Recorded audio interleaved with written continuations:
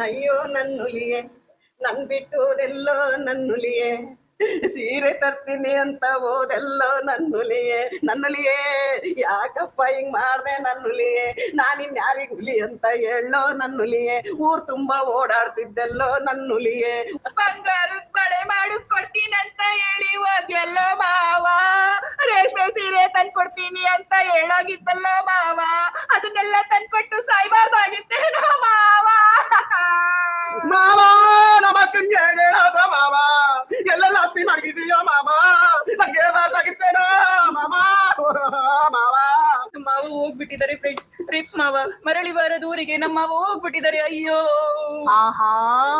ಇದೆಲ್ಲ ನೋಡಿದ್ರೆ ಯಾಕೋ ನನ್ನ ಹೊಟ್ಟೆ ಮೇಲೆ ಕಳ್ಳಾಕಂಗವ್ರೆ ಶುರು ಹಚ್ಕೊಳ ಅಯ್ಯೋ ಏರಾಸ ಎನ್ನ ಬಿಟ್ಟು போயிட்டியே ಏರಾಸ பூம்பூர் பேச்சு சொல்லக்கூட ನಿಜ ಏರಾಸ